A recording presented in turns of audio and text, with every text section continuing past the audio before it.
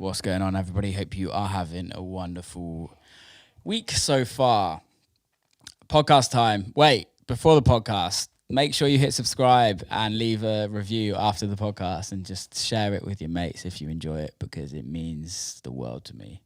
The idea of the podcast is for you all to hear conversations between me and friends, or me and artists that I look up to, or people that I find really interesting. And if you find it interesting, I'm sure somebody else will find it interesting. So it'd be amazing if you could share it. If you don't like it, then fine, bin it off. It's fine. I'm happy with that. Anyway, podcast time. Nala became on my radar just before lockdown. And she obviously is part of the Dirty Bird crew.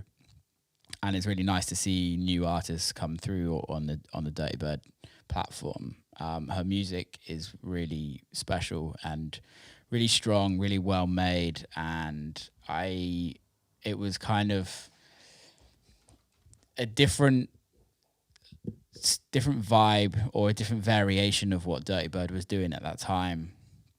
And she sits really well as her own artist, which is really important to me as somebody listening to music and wanting to kind of follow an artist.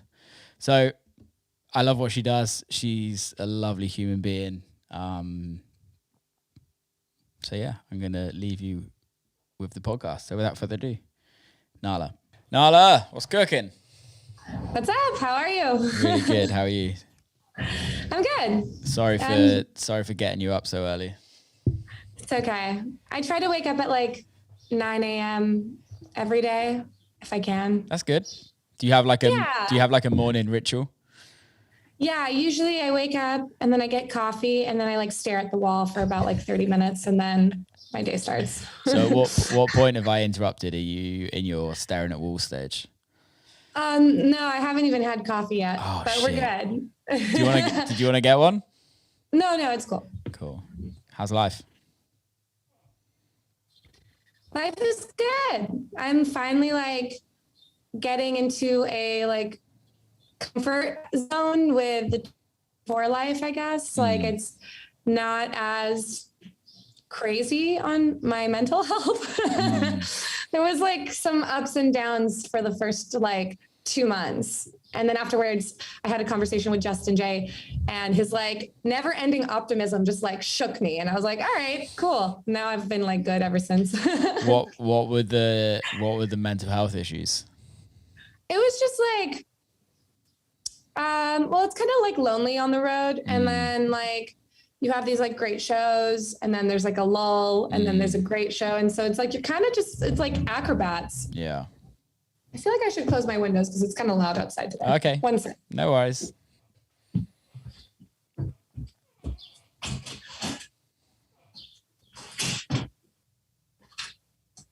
Yeah, I could hear the birds. What have you got? Oh, yes. They annoy me.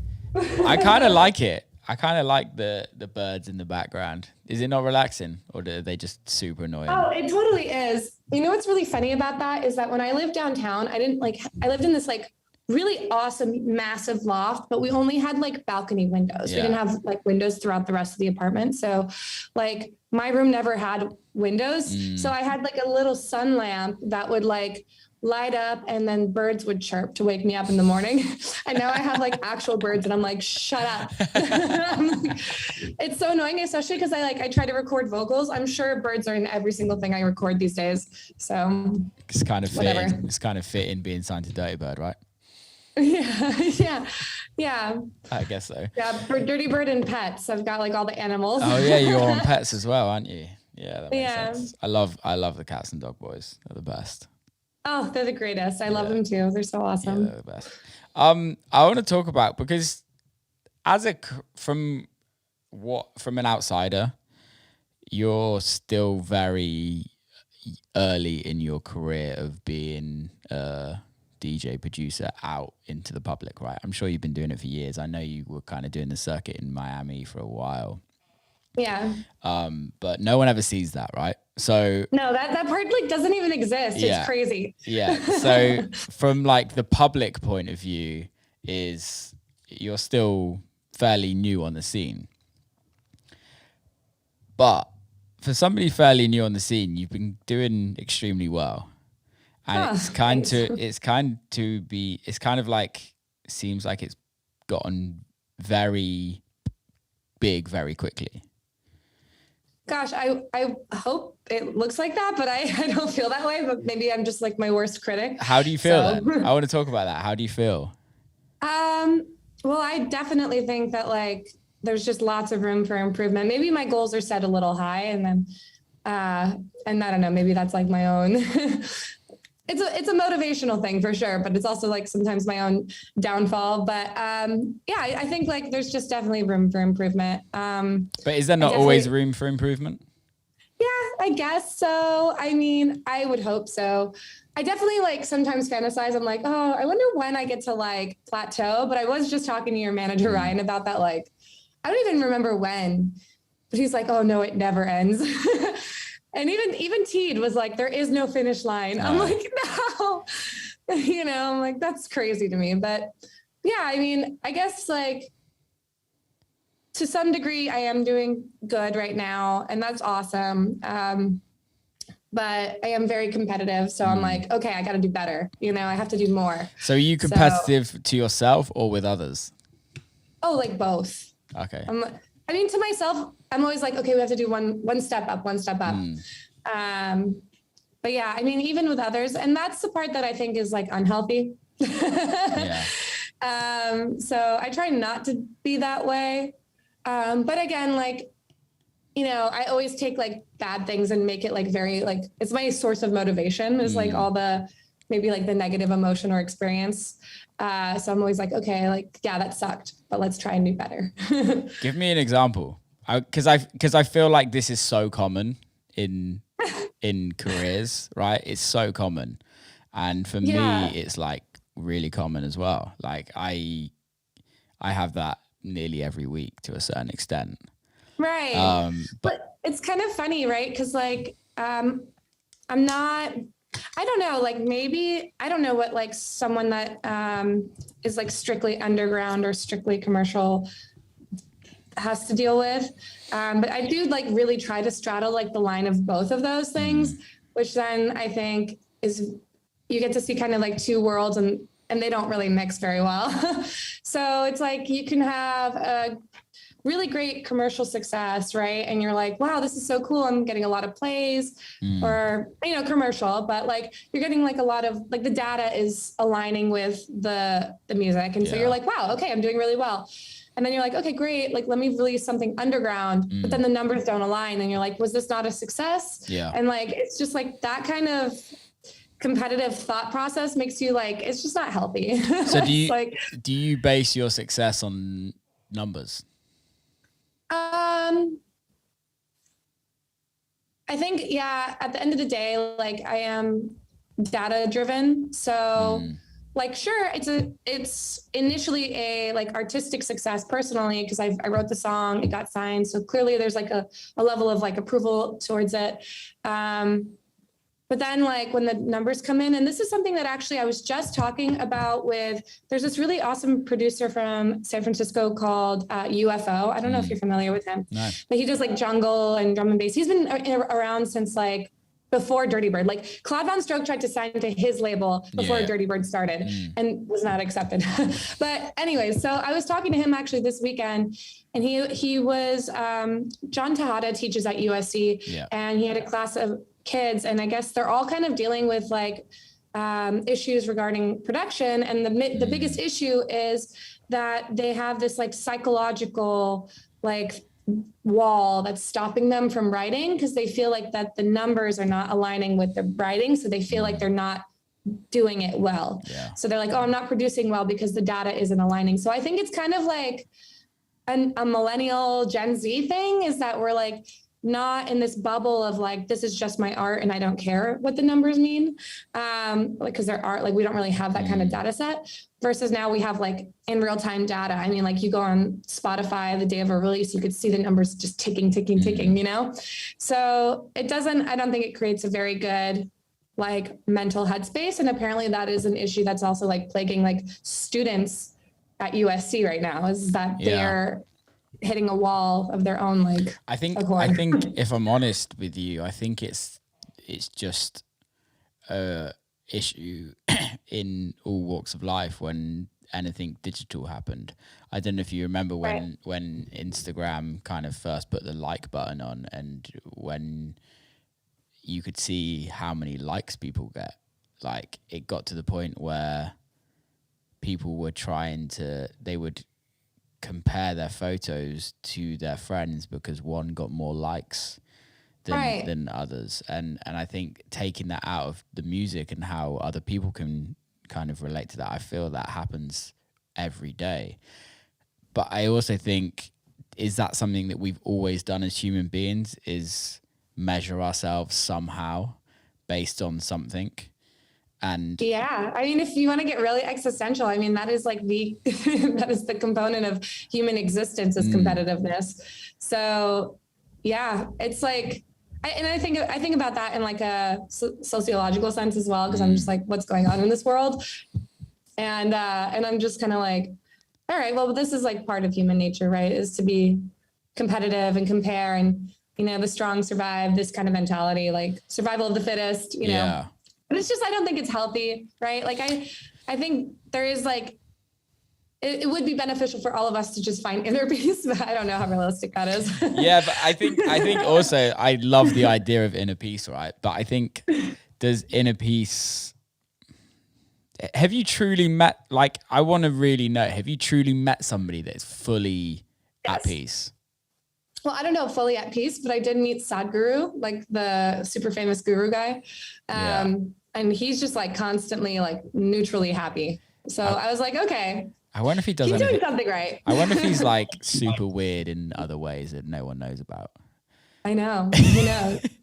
Like, he's currently on the thing about saving soil. So that's how I ended up meeting him. It was really random. I was with the like Will.i.am from the Black Eyed Peas, and like Pasquale was there from Insomniac. It was like such a weird group of people. And I was just there like, okay, I'm here watching Sadhguru talk to like 10 people. And it was really interesting. And he was just talking about the importance of soil.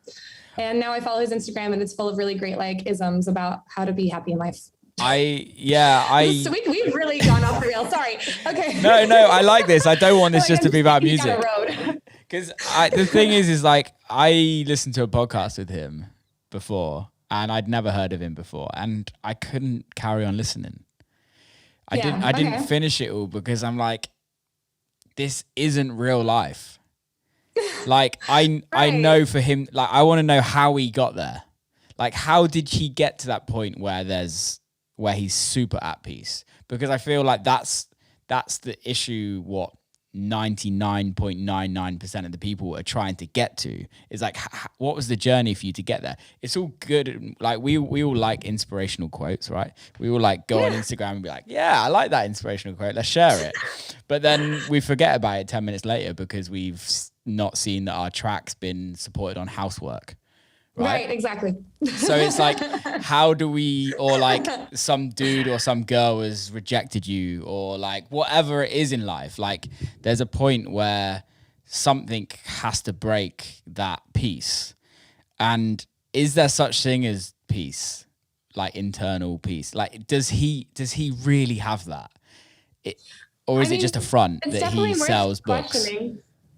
I mean, I would say that from like a cognitive psychology perspective, if every day you are practicing a specific mindset, and I think I've recently watched one where he was like, I try to treat every day as if I'm like kind of like a newborn, just like with pure curiosity. I don't judge anything. I just kind of like let it happen and just inquire, and like just basically trying to withhold judgment. And I don't know if that's humanly possible, right? We don't really know what's going on inside of him. But from a cognitive perspective, like scientifically, if you did practice that every single day, it would just become like a force of habit. So it's possible. I don't know. I have no idea what goes on inside his head. I feel this exact same way about Justin Jay, by the way. I'm like, are you ever mad? Is like my question. It's like, I'm like, you are like the happiest person I've ever met. Do you ever get mad? Yeah, but I know with Justin, like, I know he has struggles through being an artist. And I know he has struggles in life, and it's just how you deal with them, right? Right. So he's like super optimistic and happy. I've seen him like navigate through all sorts of weird things. And I'm like, wow, he's just like chilling, like smiling and just grateful to be here. I really like that attitude. No, I love that attitude. I think there's people, we need these people in the world to kind of look up to and mimic ourselves on. And even if we can take like a small percentage of what they do, and then it kind of can help our lives. I totally did. And that's what I was saying before, is that like I was going through like a tour slump where I was just like, I just felt like I was getting battered. It was like constant, like flight delays, or like, I don't know, hospitality issues, shows, some shows not doing well, some shows doing great. So the ups and downs were just like this. And I was talking to Justin J about it, and he's like, you know what? Like, I played a show in a really small city, and there were like 3 people there. And he's like, and this is someone that plays for huge crowds. Yeah. He's like, and you know, it's like a small city, but those 3 people were so excited to see me. And like, I was just so excited to play for them. So at the end of the day, it was still a really great show because I had fun, they had fun, and that's all that matters. And I was like, oh, that is such an optimistic way to view things. Like to go through all the trouble of getting to some place and then like it not being a well-promoted show or whatever the case may be in that circumstance, and to still come out of it and be like, that was good. Is like, that is like something I aspire to. I would like to see his process on how long it took him to get to the point where, everyone had fun. Right. Because I say for example, like I played a show in Nashville, and I've spoken about this on the podcast before, but I played a show in Nashville and there was a bunch of hype about it, and then it was just an awful show. Like, it was terrible. And that happens. It happens. It's life, right? So often. The best of us. It's like up and down. But if I look back at it, everybody there had the best time. Right. Did I have the best time? No. And it's okay for me not to have the best time. It's okay to not have an amazing time all the time, right? Like, that's just what life's about. But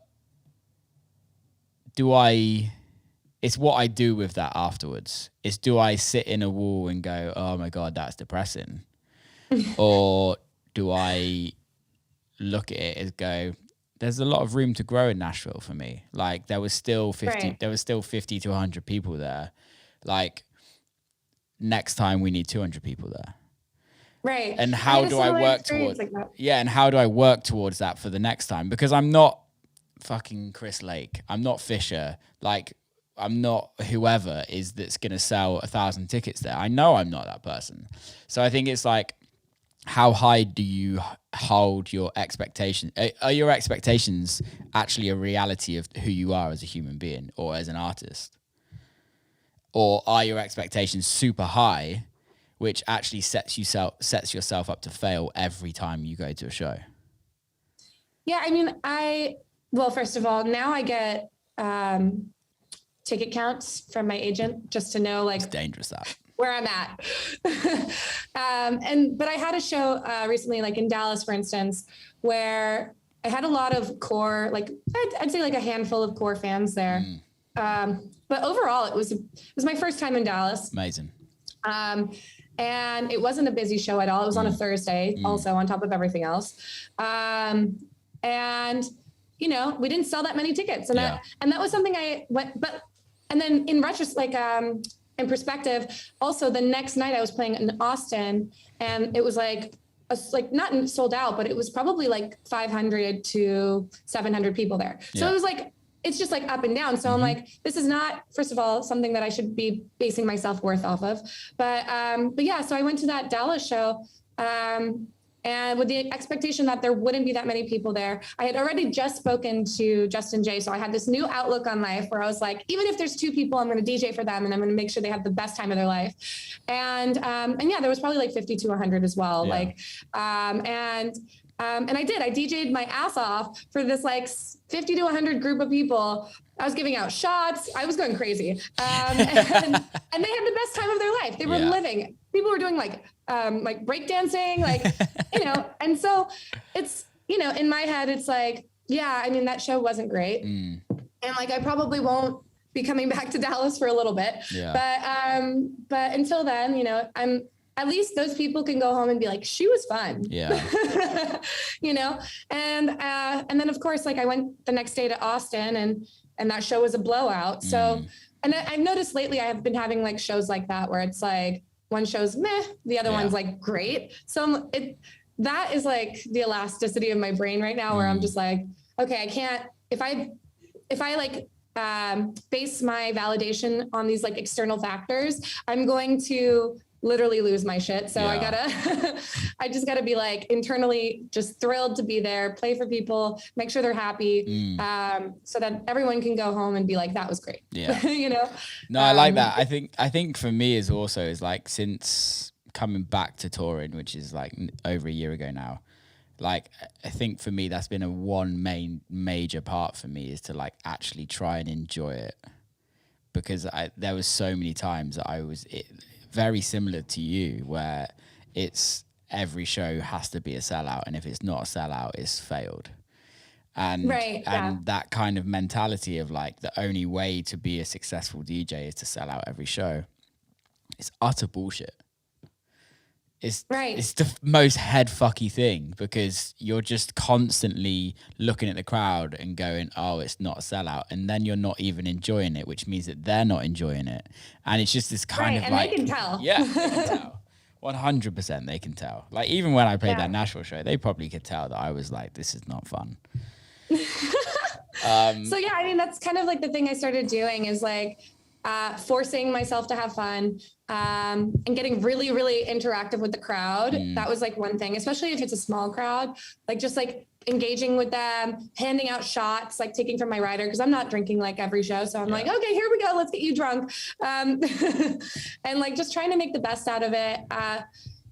Because like, you know, at the end of the day, if it becomes work, then like we got into this because it was fun, not because it was work. So if we're getting into it and it's starting to feel like work, we're not going to be happy in this industry. And like, we're really lucky to be in this industry, I would say. So, yeah, I've been in like a perspective shift, because I really was like, bumming out. And especially with just like flights are, I mean, I make this joke all the time, but like our booking fees are not for the show. They're for the flight and travel to get there. Yeah. You know what I mean? Because it's just so miserable. So I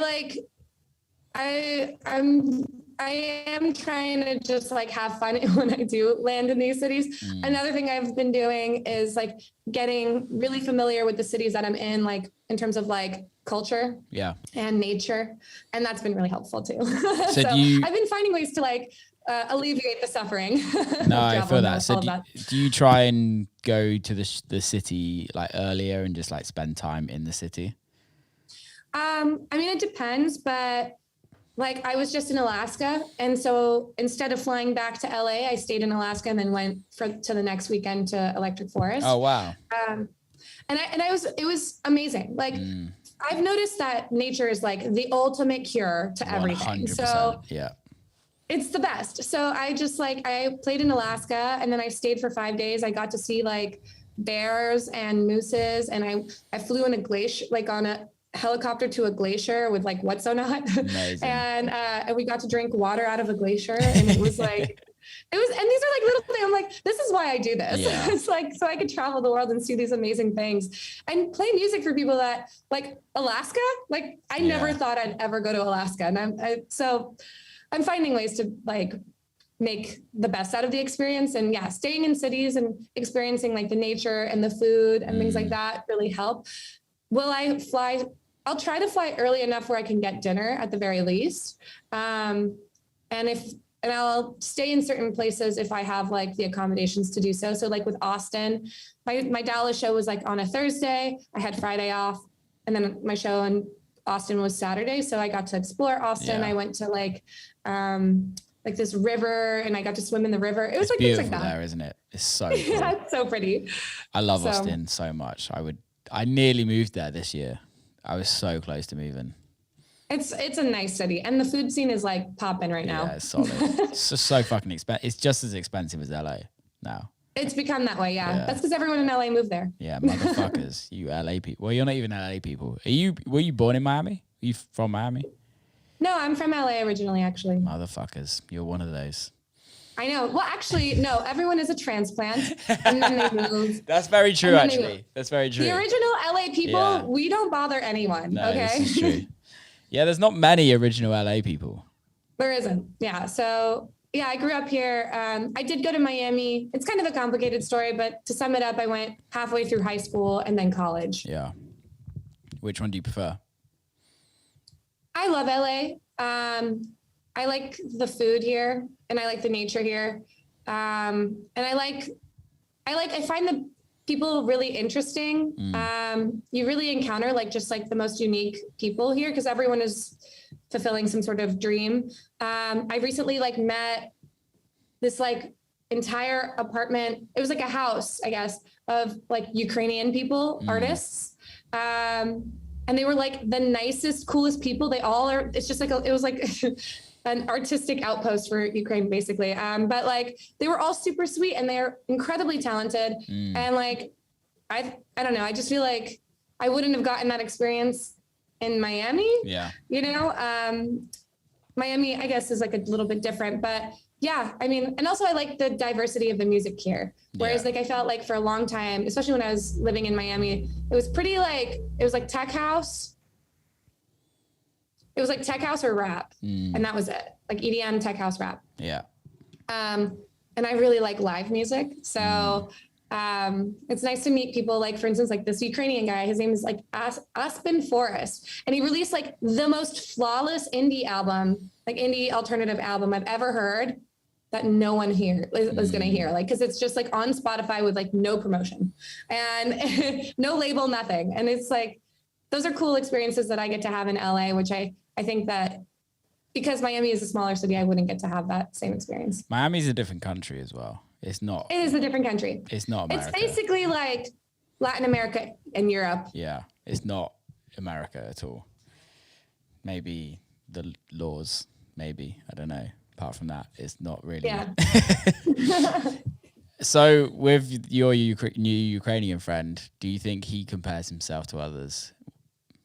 Oh, he like does not care. He does it because he loves it. And that's it. Like, it's like, but, and I'm over here like, well, like you should be on TikTok or something, right? Like you need to promote it somehow, you know? And he like made these music videos and like, it really is like, so it's such a flawless album. It almost feels like it was written by AI. Yeah. But yeah, it's kind of like, an interesting experience because like I'm so, I guess at this point, so industry where I'm like, well, you know, like people need to hear this. Like, how are you getting this to people's ears? You know, because like this deserves all the attention. And he just doesn't, he's like, whatever, next album. I'm like, what?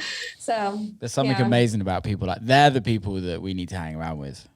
Yeah, totally. Because exactly. They're the people that are truly, I feel like they're the inner peace people where they've just somehow got there where they don't care. But I guess they're also the people that can't pay their rent. Well, his house is pretty nice. Honestly, I don't know how he pays his rent. But that's also like a common thing that you find in LA is like, That's how are just you LA. paying for rent? No one works in LA. No one, yeah. No one earns money in LA. I don't know how. Yeah, I mean, for years before I got signed with Dirty Bird, I was doing like the local like DJ circuit, like any local gig, anything from like, you know, opening slots at nightclubs to like hotel gigs. Yeah. You know what I mean? And it wasn't consistent by any means, and it didn't pay very much. So in between that, like I was also secretly like trimming weed for drug dealers. So, you know, I mean, it's legal here, but I don't know if that operation was. But yeah, I mean, like anything to make money where I didn't have to get like a 9-to-5 job, which would take away from my like goals. So yeah, people in LA, I think we all have like secret jobs, you know, or like things we don't really tell people. Why do we not tell people? Or why do people not tell people? About trimming weed? No, just about secret jobs. Like people don't talk about their jobs. Well, I guess because they're trying to uphold an image, right? And also it was not part of my career path. I wasn't going to be like, yeah, I am like really passionate about trimming weed for people, you know? But like, it is part of your career path. Well, it is. Well, it's a part of the story, Yeah. but it wasn't like what I was trying to do. achieve. Yeah. So for me, it was a lot of like, no, I am a DJ. I just DJ. Yeah. Even though like, yeah, I was just doing like local gigs at the time. Do you think you feel like you need to have a persona, an image for people to kind of take seriously? Or do you think if you were to tell somebody that you have another job that people are going to judge you differently? It wasn't necessarily that. Like I could have done a 9-to-5 job and been like, and I do this during the day. But my dad was like he told me this quote from like, I think it was like Jay Leno, who was like, if you want to pursue a career in the arts, you can't do anything else. You can't have the security of a regular job because then it'll take away from your like drive to achieve something within art. So that's why like I just like didn't get a real job for a long time. Yeah.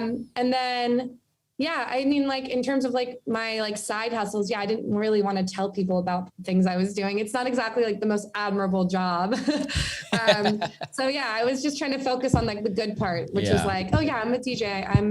I write music and so on and so forth. Yeah, there's something about that, isn't it? Because there is like a big hoo-ha or hush-hush of people that still have jobs and work in the arts. And I don't know why. I really don't know why that is. Maybe it is for like what you said with the Jay Leno. Is like, I don't agree with it personally, but maybe that's what it is. I have no idea. My dad was very adamant about like forcing me into the creative world. He's like, you got to do it. So I guess, yeah, it's interesting that he did tell me that. He was like, be broke so that you could one day be good in music. I love that. And I'm like, okay, Dad, thanks. He's an artist himself. So I was going to say, is he an artist himself? Yeah. He worked in like the film industry and like, he's older. He's like retired now, but he was working in like New York, Broadway, not necessarily Broadway, off Broadway. But yeah, he was an actor. So that's cool. Do you think you got the creative side from him? I think it was encouraged, but no one in my family is in music. So they're like, where did that come from? I'm like, I don't know. But yeah, I mean, I think, my family was definitely encouraging of the arts and I think all their friends were also artists. I mean, it's just like if you had a kid, you know, I guess you're in music, but like you would kind of be encouraging of like their artistic endeavors as well. Yeah, totally. I think not that I ever want kids, but yeah, I think it's there's so many people that have had like really unsupportive parents. Oh yeah, and that's a huge part of it. And I think it's really sad that there's a huge part of somebody's life, especially your kid's life, that you don't support because they don't align with your views of what life should be. It's weird. Right. Yeah, I mean, I think also it's a cultural thing. I think a lot of those kids come from like, they're like first generation. Yeah. So maybe they have like, their parents are like kind of really holding out hope that they, you know, can find a career path that will support the family, you know, totally. Which personally, I think music can be that. And I think a lot of people are starting to realize that because there's a lot of programs in like underprivileged communities out here that teach kids how to produce music and things like that. So I think people are starting to realize that is like a viable career path. But yeah, I think for a long time, most people are like, why aren't you going to be a lawyer or a doctor, you know? So when talking about music as a career path, when was it for you where you were like, this is the one, this is how I'm going to make my money? Oh, I got fired from my marketing job because I was DJing. But it was, I mean, they laid me off. They were really kind about it, but I was in college. I was studying advertising in college in Miami. And then I was already working in the field and I was making like $15 an hour. And then I started DJing on the weekends and I had just started, but I'd get gigs and I'd get like $100 or $200, right? And I'm like, what the heck? This is like the amount I make doing like work all week in an office. Yeah. Like why, what? So my motivation like just naturally declined at work. And I would just sit there and like be so miserable. And they noticed and they were just like, listen, like, we think that you just like aren't really passionate about this anymore. So we're going to like give you like a paid severance and like, good luck, have fun being a DJ. And I was like, all right, cool. So I was like, kind of like well, go little bird. Yeah.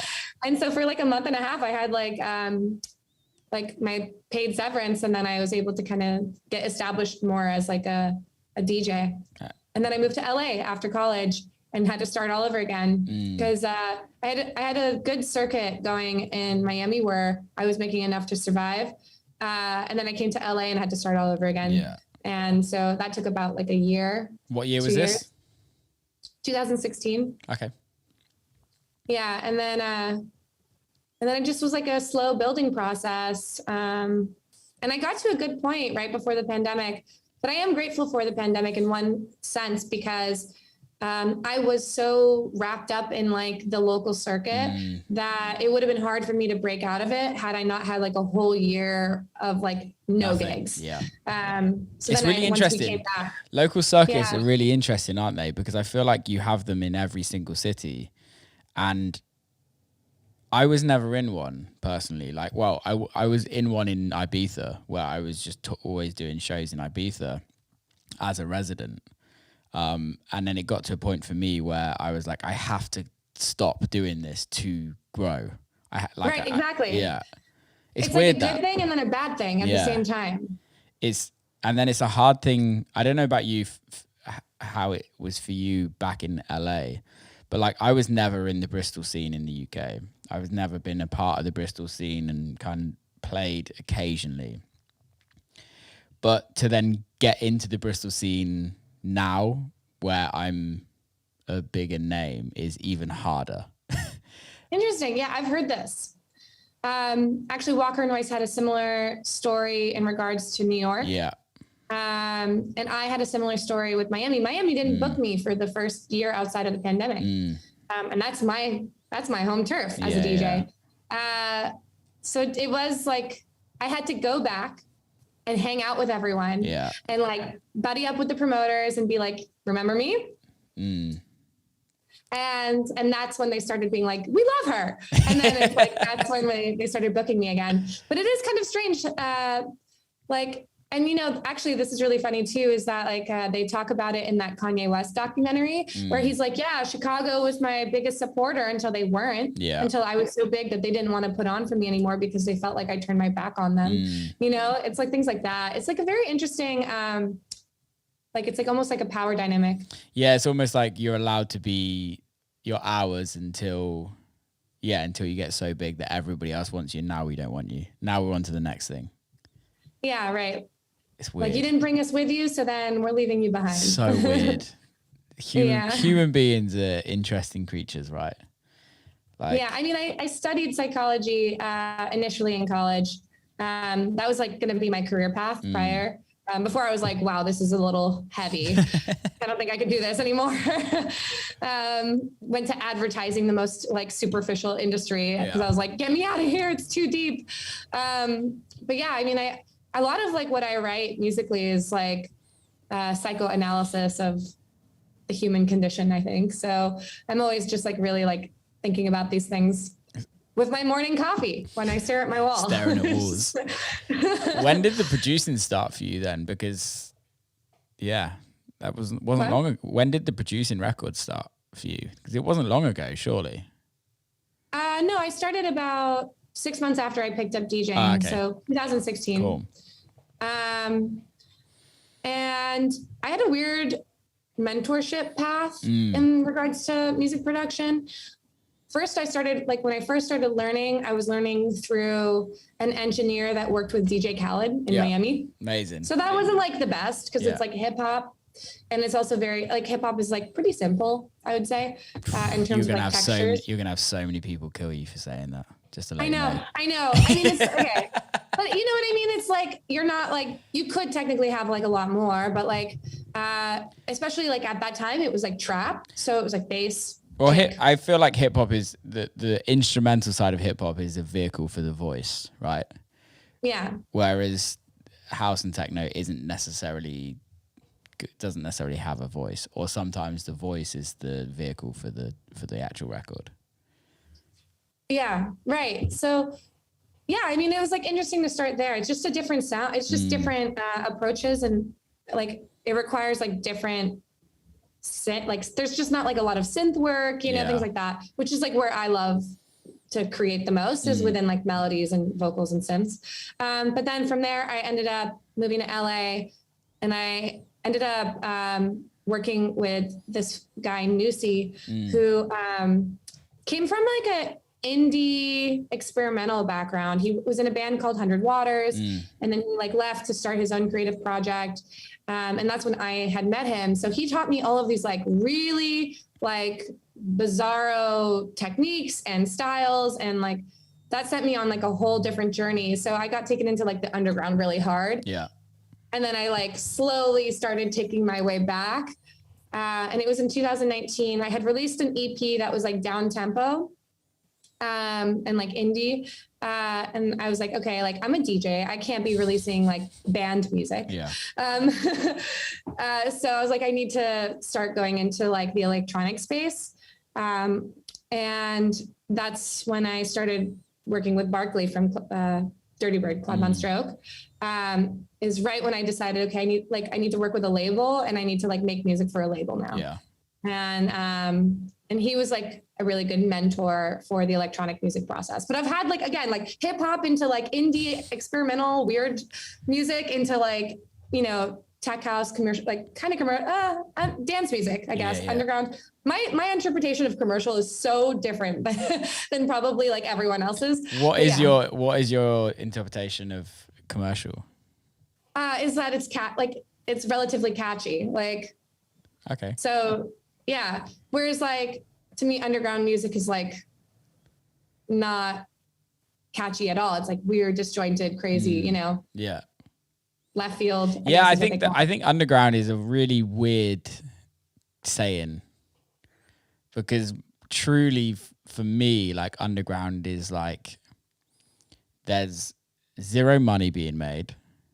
Right. It's like and the numbers don't line up. there's no numbers because it's underground. There's no numbers. Like it's literally like a community of people that don't like letting other people in their community. That's what it is for me. Well, that is a thought that I have in my head, like every day when I wake up and choose the violence of being both in the underground and in the commercial, I guess, right, spaces, is that I'm kind of like, I think about those people, and I think I have their thought, like that ideal in my head where they're like, oh, she's on this label or she's releasing this type of music. And then I come out and I release an underground EP and I'm like, and what, I'm like, I have a little bit of a rebellion to me where I'm like, oh, you can tell me. I have a song actually, like I actually wrote a song about this, which now is getting signed to Black Book, where it's like, when they tell me what to do, I don't listen.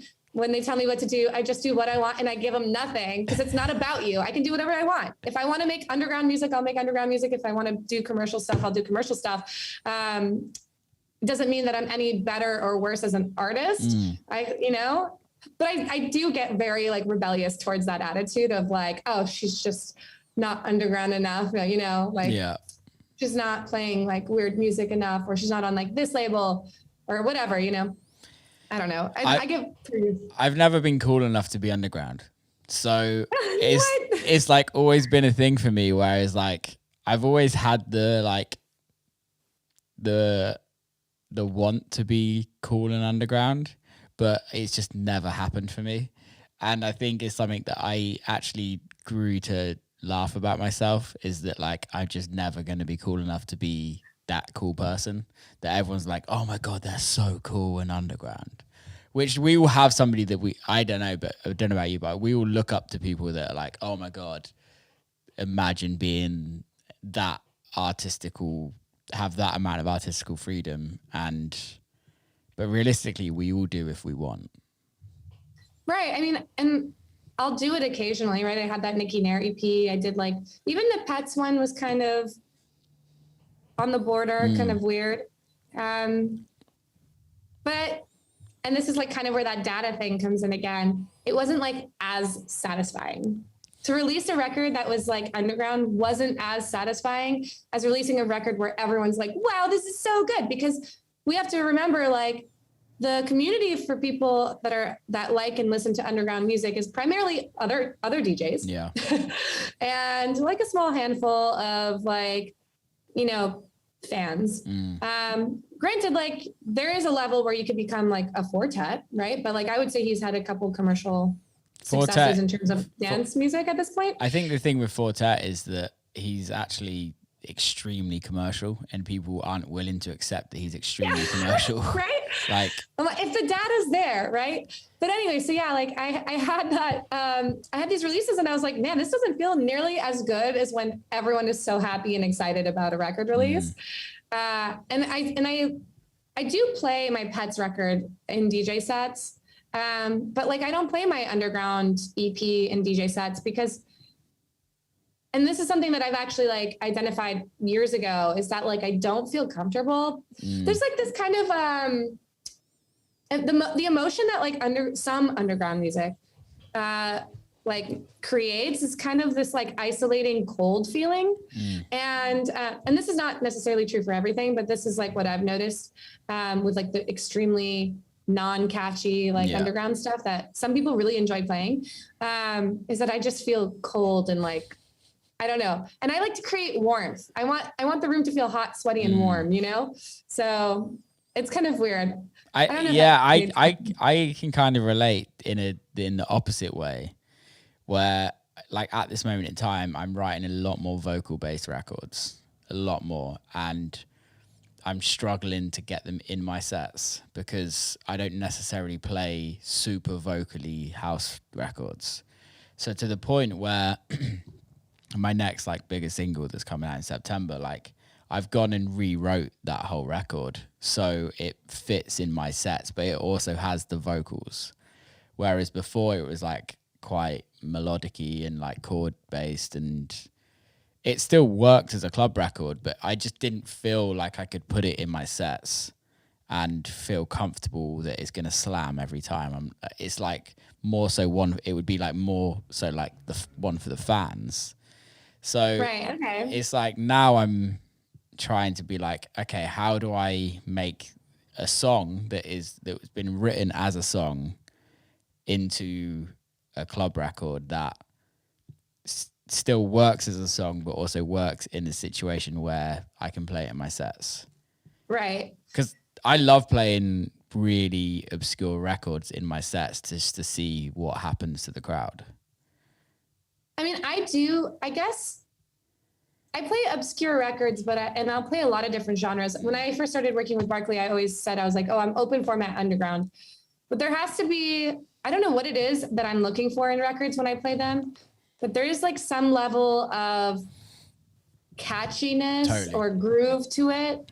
So that even if it is underground, it still has like, has to be a good record at the end of the day. A vibe.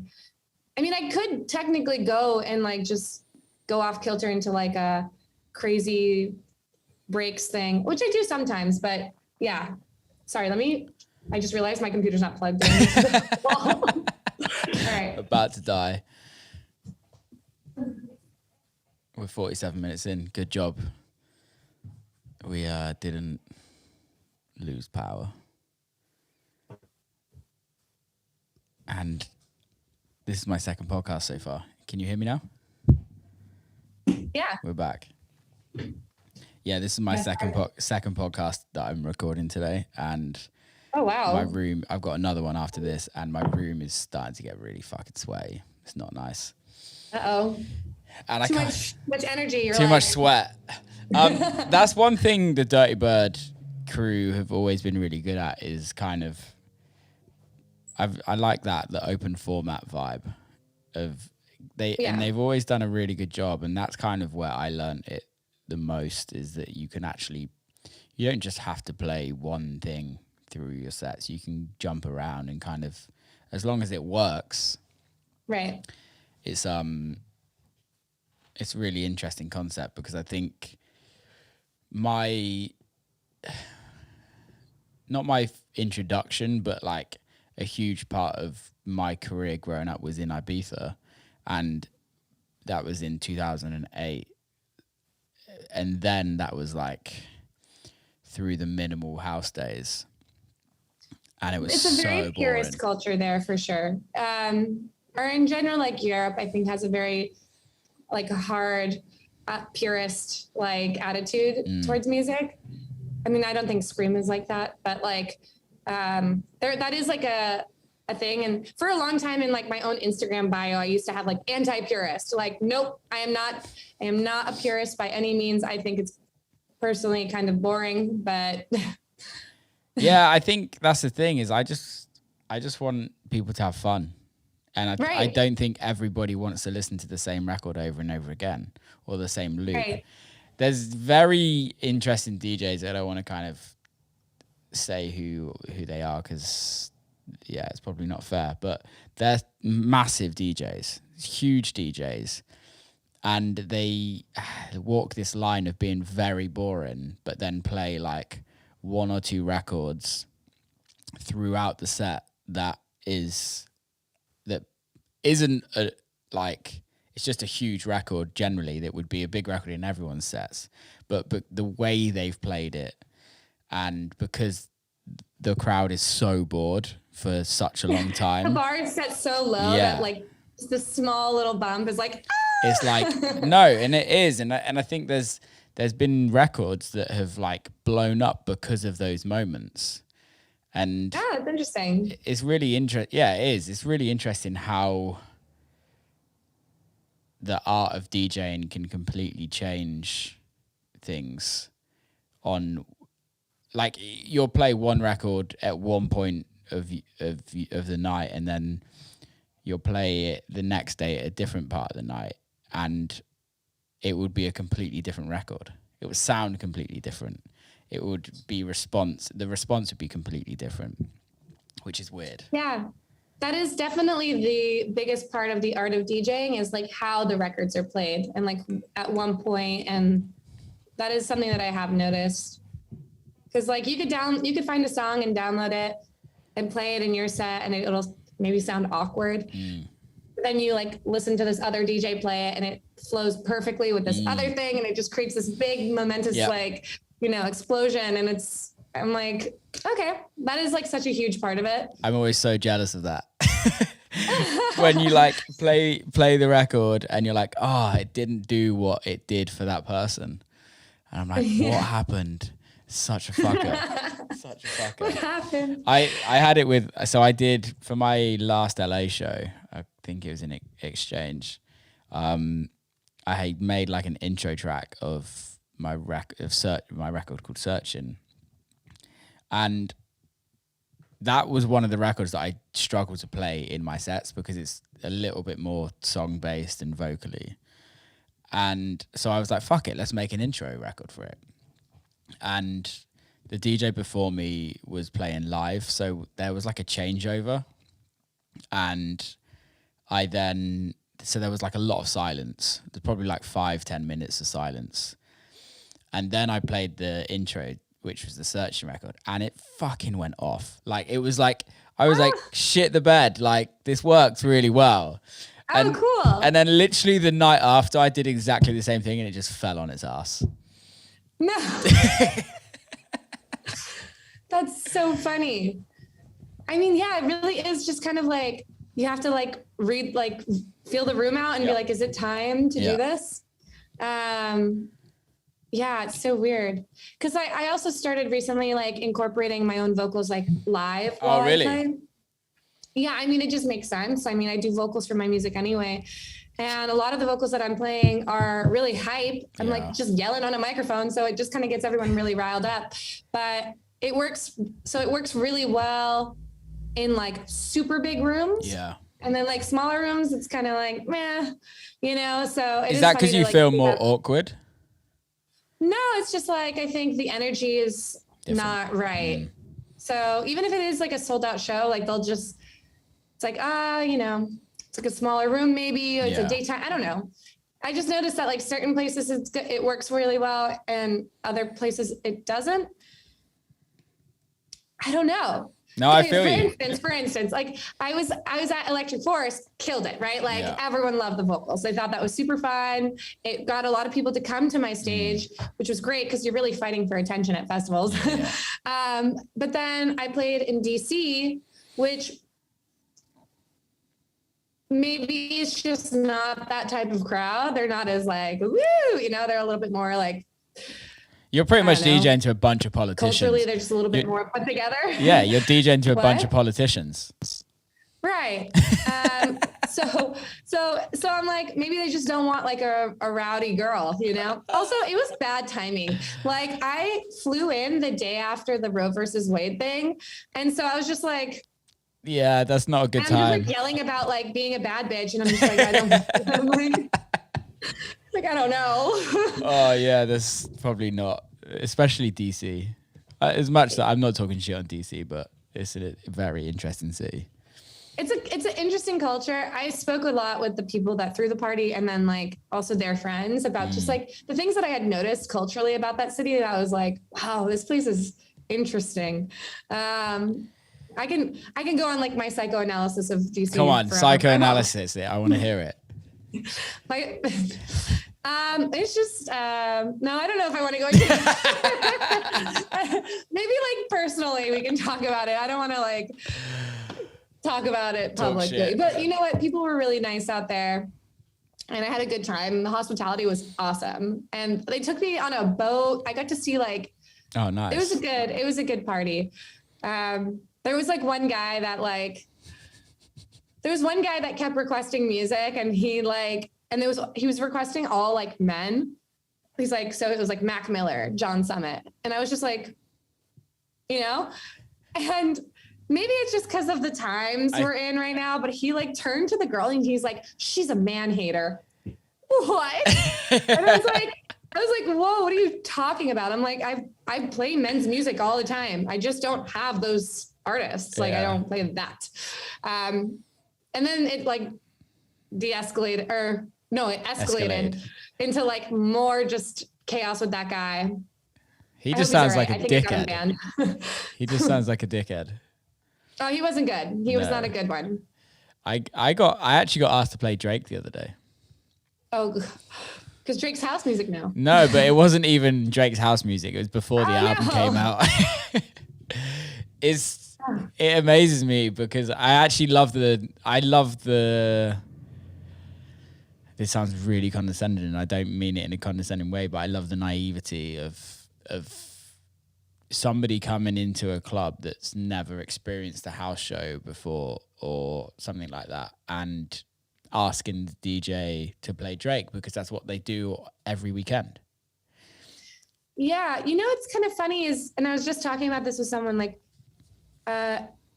given how like much conversation there is about song requests, you would think by now, like everyone would know not to do that, but I guess not. Maybe they just don't know. I have no idea, but you would think maybe they just don't care. I don't know. I think there's so many, I think what happens is if you think about it, our world is our world to us. It's the only thing that happens, right? Our world in the grand scheme of the world is fucking tiny. Oh, that's true. Super tiny. So you get somebody that is part of a friend group that one of their persons or two of the people in that friend group knows who's DJing, and then they just drag everyone else along. And in that friend group, 90% of them all go to hip hop clubs every weekend or open format clubs and request songs. So I agree with you to a certain extent, but I also disagree because our world is so small. Like although we see like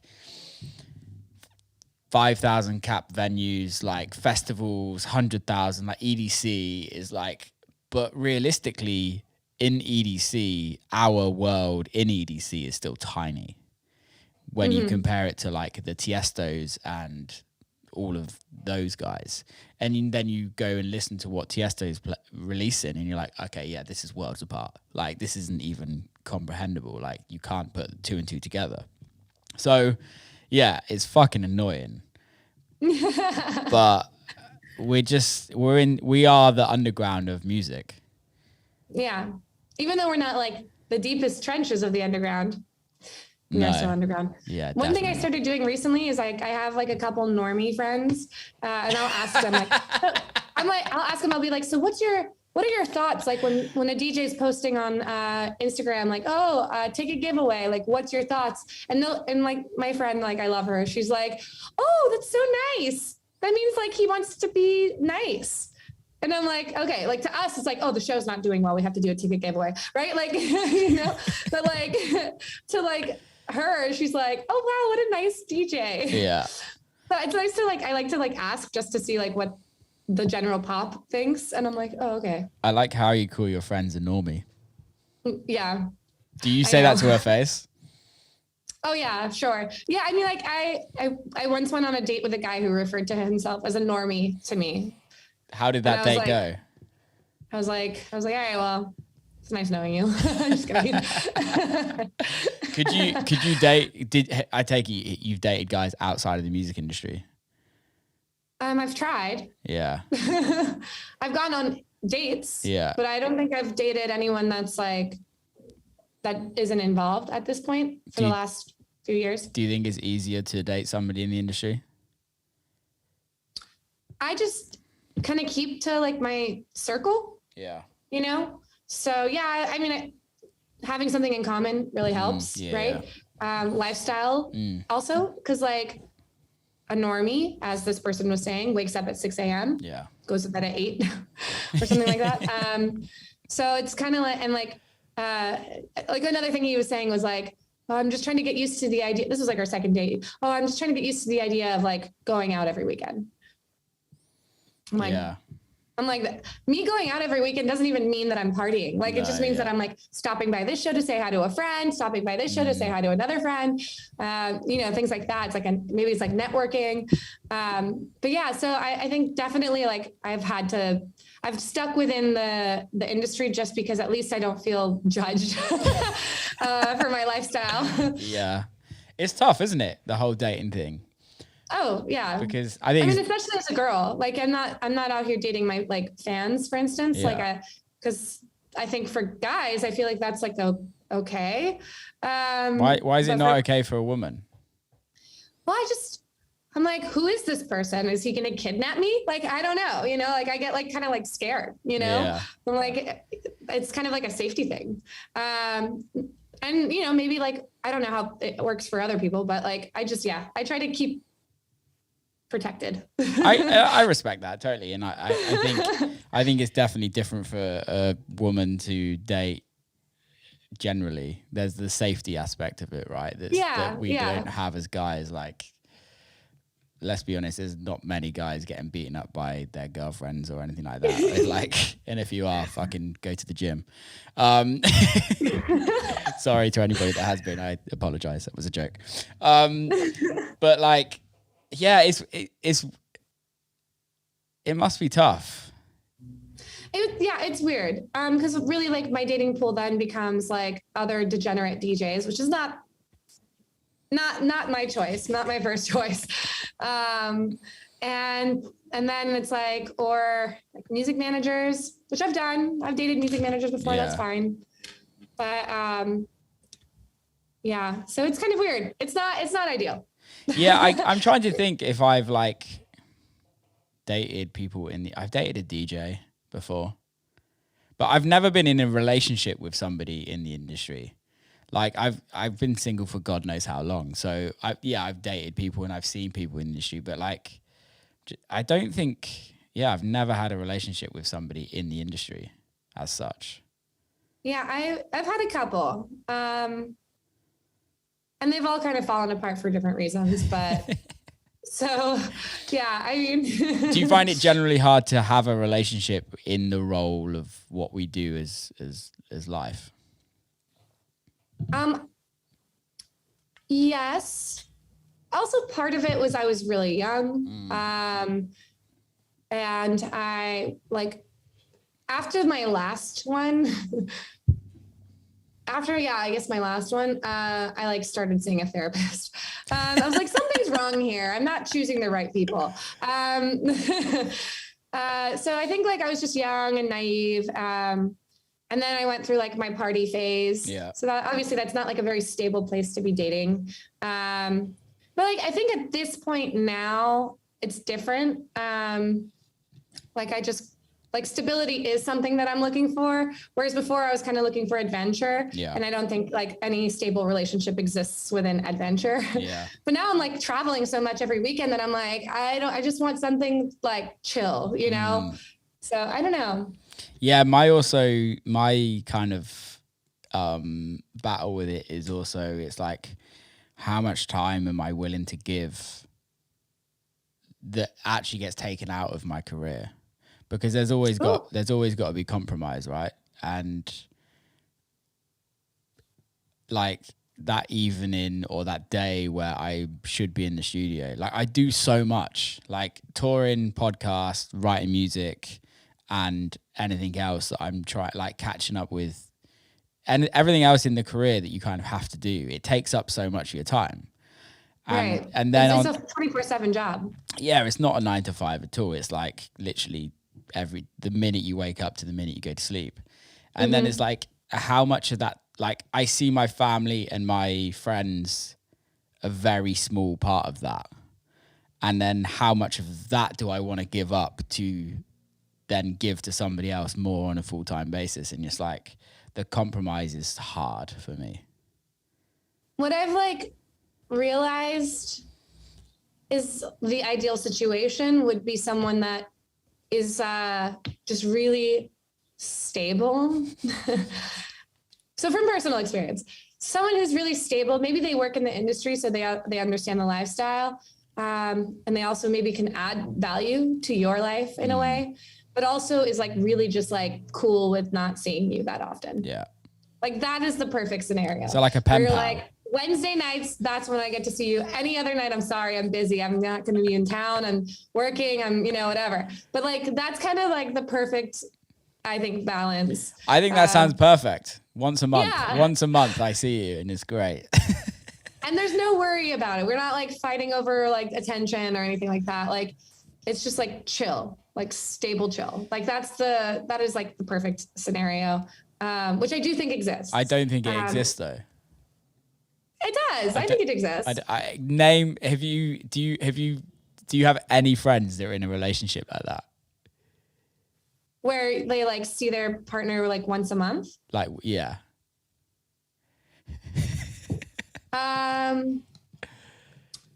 Okay, all my friends are single. So but no, I mean, Ask Taylor, she's in love now. Please. With who? Oh my goodness. Yeah, I mean, she's not a good example. But no, I mean, like, I don't know. I know people that make it work. I know people that like have found ways. There's plenty of relationships in this industry. So there's obviously ways to make it work. Yeah. But perhaps you're just also not in that point in your life where you're like willing to make the space at the moment. Yeah, I'm just super selfish, which... Be selfish. I know, right?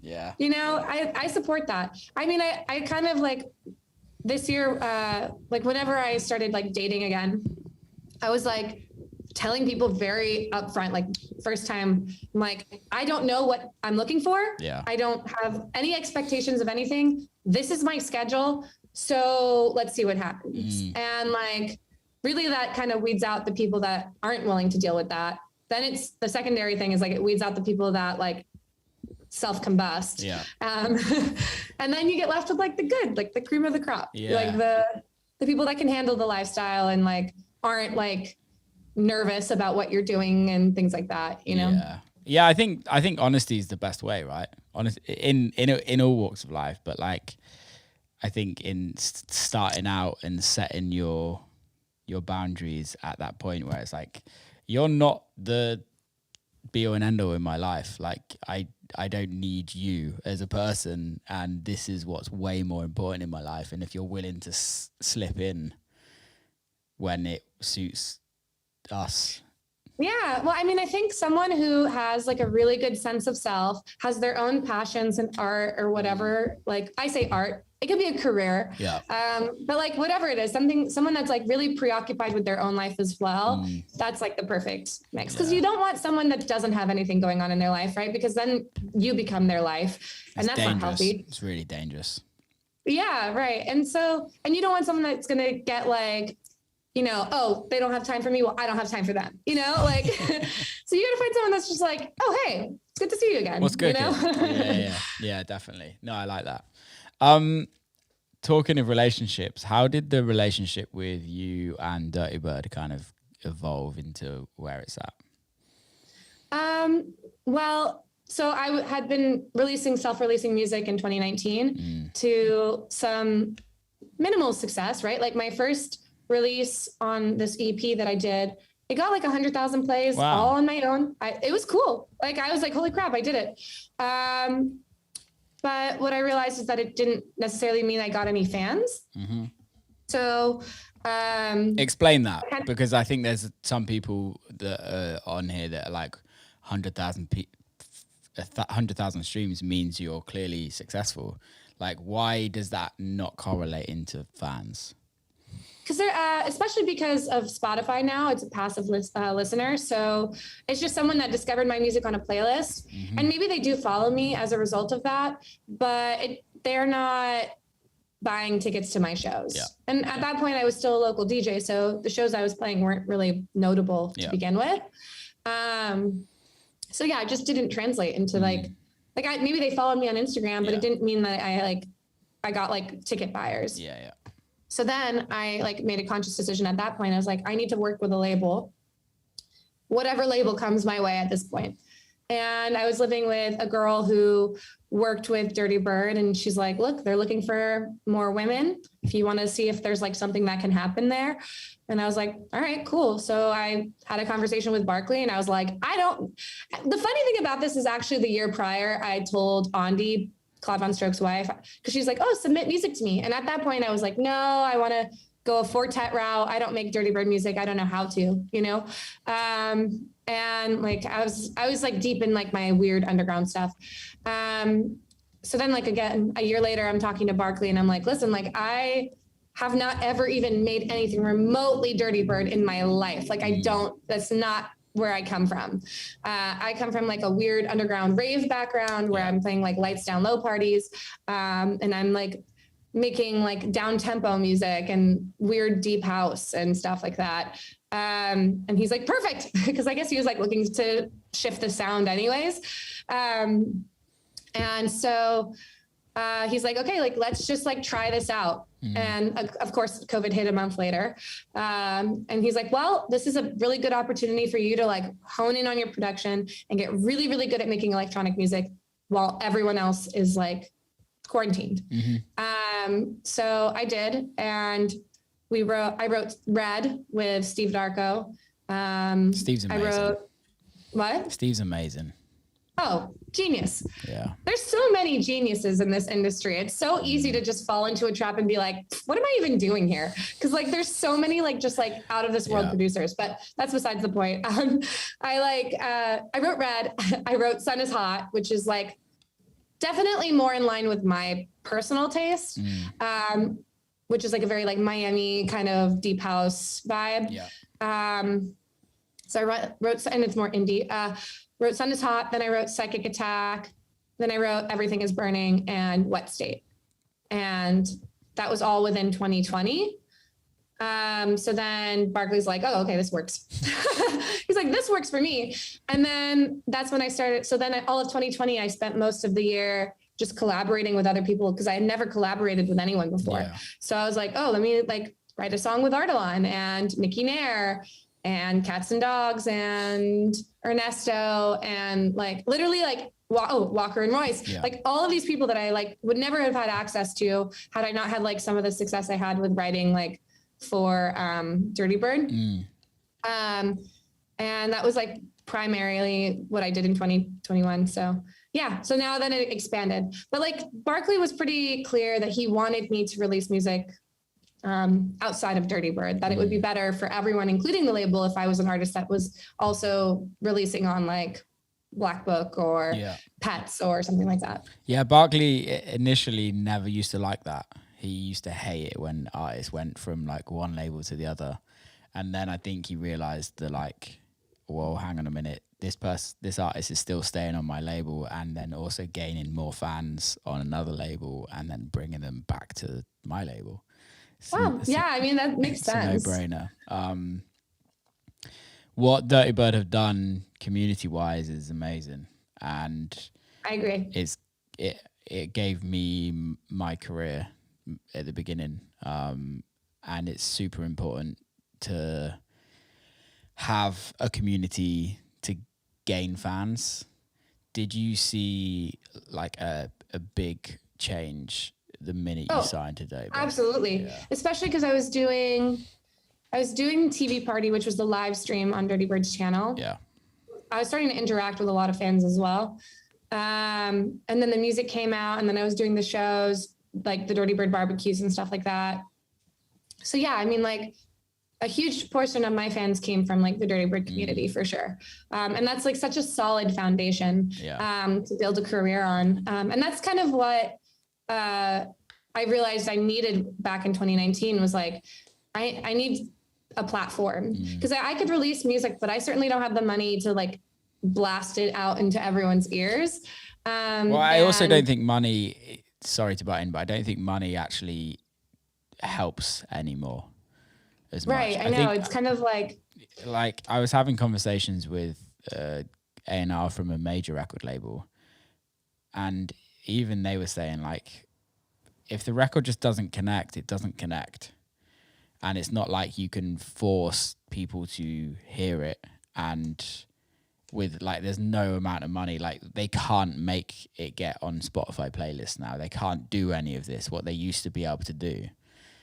Yeah. Also, I read this article recently that said that as a result of TikTok and Gen Z, like they're not really listening to new music as much anymore. They're listening to like 80s and like 90s, and they're like listening to throwback songs. Well, for them, they weren't even alive, but like, which makes sense.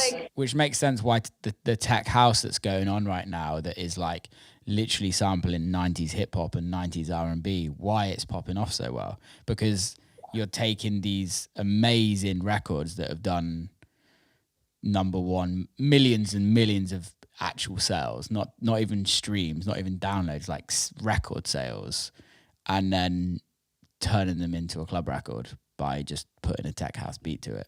And everyone's wondering why the fuck are these records doing so well? That's why. I mean, I think it's cheesy, but that's just my personal opinion. I think it's fucking awful, if I'm honest. I think it's awful. I get why people do it though. I mean, like EDM did the same thing, right? EDM remixes of all your favorite hip hop songs and stuff like that. Like I get it. That's never going to go away. It's like a necessary evil. Is it for me? No, but I respect other people that do it and see success through it. But yeah, it's interesting. But yeah, I mean, like that's what they were saying is that like a lot of like Running Up the Hill, for instance, is like Gen Z is making older songs popular, which is then flooding the market, and it's making it really hard for like new artists to cut through. Yeah. And it's really interesting. TikTok is something that I find super fascinating. It's like, do you use it? I do use it, and I use it mostly just to like rant or post videos of shows. But I use it to like for educational things, I guess, like talking about how I got started with Dirty Bird or how I got started with DJing or what my songs are about. My most popular video is me talking about what my song with Ardalan is about. And just like the story behind it. So it's kind of like, it's a great platform. I can see like you can really like up your numbers incredibly by just like consistently posting. It's a lot of work, so I don't do that. I would basically have to stop making music. But yeah. Yeah, it's a full-time job, isn't it? Oh, for sure. I mean, I'm sure there's like an easy way to do it. If I just like did a video every day, like, what's up? This is something funny. And then like put my phone down and like just didn't care. And I think that's this tactic that I saw work with everyone, is that if you post every single day for like 2 months, your user engagement will go crazy and like you'll pop off. So I can't do it. I tried. And I was just like, oh, this is not authentic to me. I don't see, for me, it just doesn't work. I wish it did. Maybe you just haven't found your niche yet. There is not a niche for me. You could just do this. This is like a good example of something you could post on TikTok. Yeah, I've been encouraging everyone. I was even talking to Teet about it. I was like, post a piano video. I want to see a piano video on like TikTok. Yeah, I do post. I occasionally post on these, but honestly, like I forget about TikTok because I don't even look at the platform, so I forget that it's there. What ideally I need to do is pay somebody to post, to like run my TikTok and just like post. We all do. Yeah. And just like post. And we all wish there was someone to do it. Yeah. Cause realistically is like, I enjoy Instagram. I enjoy posting on Instagram and I enjoy interacting with people on Instagram. I hate Twitter, but I barely use Twitter really. I just kind of post and ghost on Twitter, but Instagram's like the one for me. So, and it's not even because on TikTok I have barely any followers. It's not even that. I think even if I had 1 million followers on there, I just couldn't handle it. It's a lot. I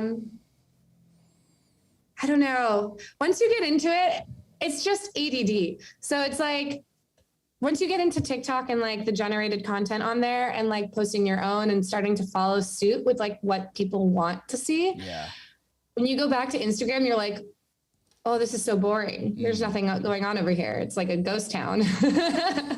So it's kind of, you start to like notice. It is like it like messes with your mind a little bit. Maybe I'm just an old boring man that just likes boring places. You're just a millennial, you know? They just put you in the graveyard over there. What? Yeah, what am I?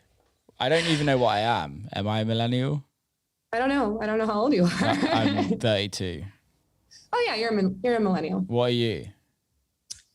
I'm a millennial also. When were you born? 93. Yeah, 90s babies.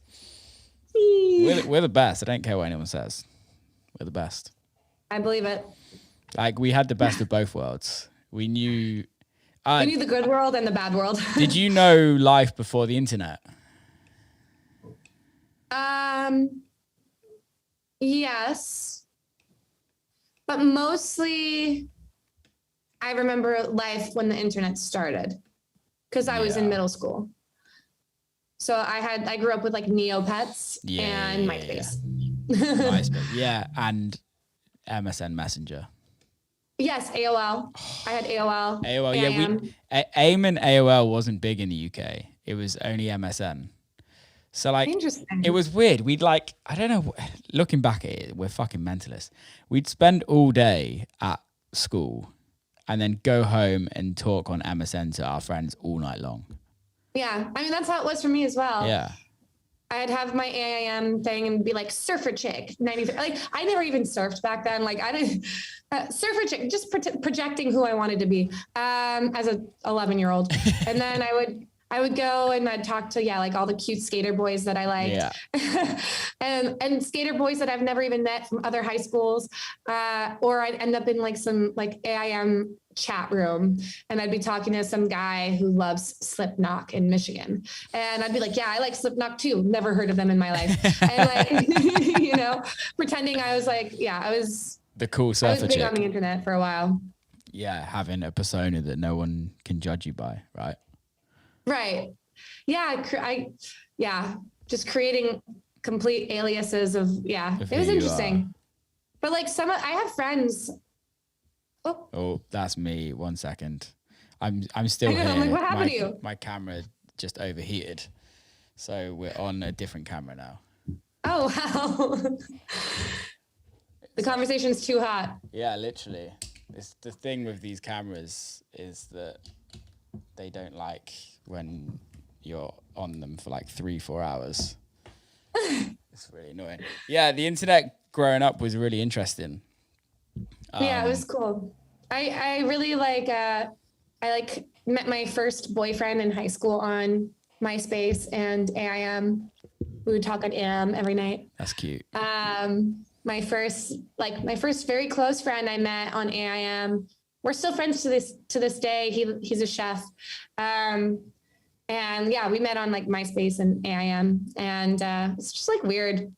It is weird. I never really met anybody on line such as that, like that. I had MySpace and I had AIM after, like, when I got older for music, because you could get people to send you music and it would automatically download, and then you'd like wake up and you'd have a fuck ton of music. Oh, nice. But I didn't really. I must have.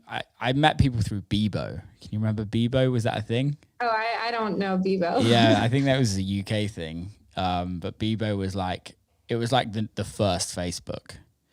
So it's very similar to MySpace, but a little bit different. Like, your page wasn't. It was a bit like less cool, but it was more about meeting people, meeting friends and stuff. Interesting. Yeah. Is MySpace still around? I think so, but I don't really know who uses it. No, me neither. Damn. Facebook. That was a good platform. It did really not need was. to die. It didn't need to die. We didn't need Facebook. Look what happened. Well, the thing is Facebook was amazing when it started. And then it got shit. Like, I was like one of the first people, I swear I was like one of the first people on Facebook. I had to lie about my age because it was designed for like high school and college. Yeah. And I was still in middle school when I signed up. Rebel. Yeah, I remember when I first got Facebook, and it was when I was promoting. So it was about like adding as many people from a certain city that like all wanted to listen to house music, and I was trying to like sell tickets to shows. And I still go on Facebook now, and haven't deleted anyone off there. So like, oh wow, like if I never use Facebook, but if I go on Facebook now, it's like, I don't know. Strangers. I don't know any of them. Not a single. And you were only allowed like 4,500 friends or something like that. Yeah. So there's like 4,500 people, and I probably know about 20 people on there. It's awful. Wow. Yeah. Yeah, I used it really like for friends and stuff. And if I see someone that I don't recognize, I delete them. Can you come and just delete everyone off mine? But I don't ever use it. It's kind of, it's weird how things evolve. I don't really use it either. No. It's just for like the Facebook fan page, mostly. I just post. I just post. Is that better? Oh, hang on. So I'm turning this light off because it's fucking bright in my eyes. I just use it. I don't even use it. I just put everything to post through Instagram. Yeah, that's exactly what I do as well. Is like I share it from Instagram. Fucking social media, eh? I know. I was talking about this with Barkley. He's like, I just don't understand like how people, because he's just like, I don't understand how people are not like writing more music or like doing like that, you know? And I'm like Barkley, when you started your career, you didn't have social media to worry about every single day. Yeah. You know what I mean? Like he's like, yeah, but I got press stuff. And I'm like, it's not the same. So different. Managing 4 different accounts is not the same. For TikTok, if it takes me like an hour to write a good TikTok at minimum, who's got time? That's just like chipping away at your life, you know? Yeah. There's the argument that a good record will kind of overpower any of that. Well, say that to Aspen Forest, who has released the best indie album of the year, and no one knows it. It's so good. I think there's a level. You have to send me a link of this album you've gone on about. I will. It's. Should we try and make it? It really feels famous? Like AI wrote it. Really? It's like it's too perfect. What's your thoughts on AI making music? Oh, I don't know. I don't know if I like it. Well, I don't know if they'll ever be able to really, unless they create AI that is like a sentient being with emotion and stuff like that. I don't think AI will ever really capture emotion. Yeah, I agree. So, fuck AI. but I'm also like of the philosophy of the tragic artist. So like for me, like writing music and art and stuff like that is very much like about the human experience, you know? Well, I think it's a way to express emotions and other people to be able to attach their own emotions and feelings to whatever that is that you're doing. Right. Yeah. And I really try to be like vague, but specific. So like, sun is hot. I wrote about like global warming, but it also sounds like it's a very sexy song about like, is it me or is it getting hotter? You know, like, so I try to keep it like vague, but also very kind of like specific in that way. Same thing with Everything is Burning. I wrote that about like roommate drama. Yeah. But it's also about climate change because I was writing it and a mountain was on fire across from me.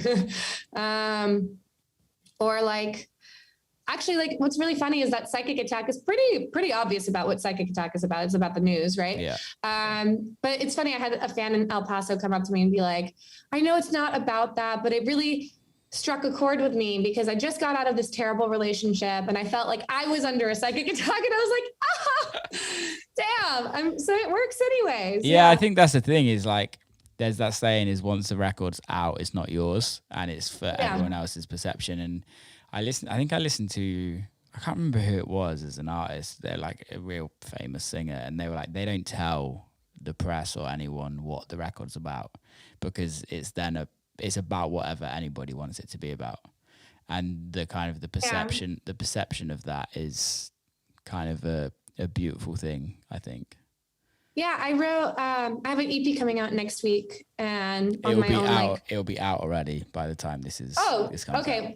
I have an EP out called, the EP is called Get Familiar, but there's a song on it. I wrote it with Ernesto. It's on my own label imprint, called Mi Domina, if you want to find it. But anyway, so the song is called God Complex. And I wrote that song initially like mocking DJs on Twitter. Cause I was like, it was just like, everyone thinks they know so much on Twitter, right? Like everyone's got this like God complex that they like know everything. But now with everything going on in the world, I'm like, oh, maybe it means more than that. I'm like, the meaning changes for me also. So I try to keep it vague because it kind of fits with the times that way. Yeah, I think fucking hell, Twitter is a wild place as well, thinking about it. It's the Wild West of opinions that we didn't need. 100%. And people taking things the wrong way. Yeah. Yeah. It's not good. Not good. Nala, we've just done an hour and a half. Okay. Let's wrap this. I know. I was like, when does this end? Let's wrap this up. We're just talking at this point. We're not even. I know. I was like, let's call this one. Thank you so much for coming on. Before we go, how can people follow you and get part of the Nala life? I don't know what happened then. The audio went weird. Okay, well, I guess you could follow me on at This Is Nala. Most of my socials are like This Is Nala, some variation of that. So amazing. Thanks so much for coming on, mate. I really appreciate it. Thanks for having me. It was so great catching up with you. I'm in LA in the end of July. Oh, cool. So let's try catch up. Yeah, let's do it. Cool. Peace out, mate. Keep safe. See you soon. Bye. Bye. And that's a wrap. Thanks to Nala for coming on. Please go share. Please send it to your mates. Subscribe. Keep safe. See you next time.